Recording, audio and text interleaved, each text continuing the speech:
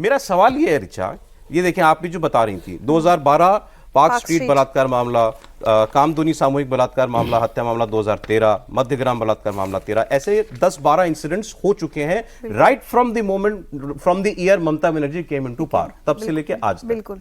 क्या ये उन्हीं में से एक बन के रह जाएगा जिसके बाद थोड़ा बहुत शोर होता है फिर सब खत्म हो जाता है और लोग भूल जाते हैं? एक चीज लगती है सौरभ, मुझे लगता है कि सब संदेश खली के बाद जितना इस पर पब्लिक आउटरीच जिस तरह से हो रहा है, वो क्योंकि विभत्स जितना था या जितना मीडिया में हाईलाइट हुआ है ये ज्यादा हुआ है। और मुझे तो लगता है जैसा सर ने कहा कि ममता की मुश्किलें बढ़नी चाहिए, क्योंकि एक और चीज़ है, एक और रिसर्च है, एक इनफैक्ट ये आर्टिकल ही है कि ममता बनर्जीज डिस्गस्टिंग रिमार्क्स ऑन रेप्स। जब एक बड़ा ब्लंडर सामने आता है ना सौरभ, तो पुरानी बहुत सारी आपकी गलतियां निकल के आती हैं। पार्क स्ट्रीट को इन्होंने कहा था फेक केस, मालूम है आपको? एक और केस में इन्होंने कहा था कि कैसे पता वो कि रेप हुआ है, क्या वो लड़की प्रेग्नेंट थी, क्या कोई प्यार का कोई लव रिलेशनशिप थी। एक बार इन्होंने किसी रेप केस में कहा है ये लेफ्ट की कॉन्स्पिरेसी है। हर घटना को, हर क्राइम को ये किसी की कॉन्स्पिरेसी कह देती हैं। इस बार भी इन्होंने यही कहा है, वाम और राम। तो ये कब तक अपने आप को बचाएंगे ना, मुझे बताइए।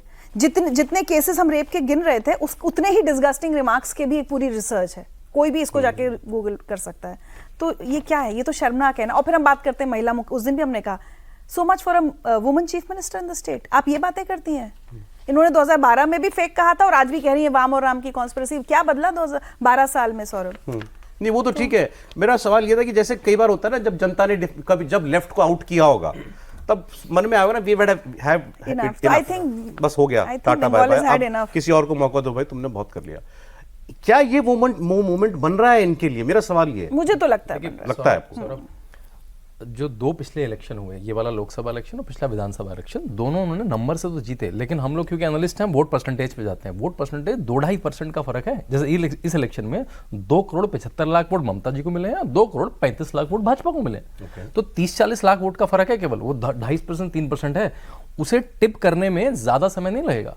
और अब ये ना कई बार क्या होता है, गुबार बनता जाता है। मतलब आपको रामनवमी बनानी हो तो हाई कोर्ट जाना है, आपको पंचायत इलेक्शन जाने हो तो हाई कोर्ट जाना है, आपको त्यौहार मनाने हो तो हाई कोर्ट जाना है, सीबीआई के ऑफिसर अरेस्ट हो जाते हैं, आप कह जाते हैं तो ईडी के ऑफिसर अरेस्ट हो जाते हैं या उनको काम नहीं करने दिया जाता। तो ये सुन रही है, लेकिन अब टिपिंग पॉइंट आता है, मेरे ख्याल से टिपिंग पॉइंट है। क्योंकि क्या पहली बार मैं she still has 2 years 2 साल है, 2026 में है असेंबली चुनाव, इसके पहले है म्यूनिसिपैलिटी चुनाव। मुझे तो लगता है म्यूनिसिपैलिटी चुनाव अर्बन एरिया में वोट है। इस जगह पे 57 म्यूनिसिपैलिटीज का वोट होने वाला है।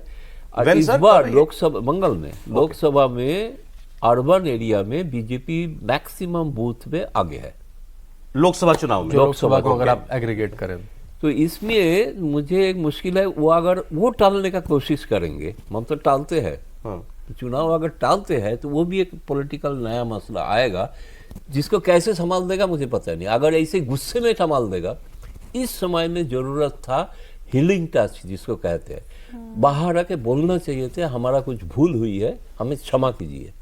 ये बोलने से इम्पैक्ट दूसरा होता है कि ममता बनर्जी इस तरह का तो तरीका और पॉलिटिक्स करते नहीं है। ऑलवेज वो अग्निकर्णा बोलते हैं ना, always she is fighting whether in chief minister chairs और इन अपोजिशन चेयर। तो ये उनके लिए बड़ा मुश्किल था। कुछ लोग सुझाव भी दिया था, आपका नरम है ना, हमको सिखा रहे हो। अच्छा पॉइंट तो ये है ना, इस समय में ये जो मुद्दा है बड़ा सेंसिटिव है। Middle class, urban middle class, एक गरीब घर का लड़की है, कोई बड़ा घर का लड़की ने पढ़ाई लिखाई करके और डॉक्टरी में चांस पिया।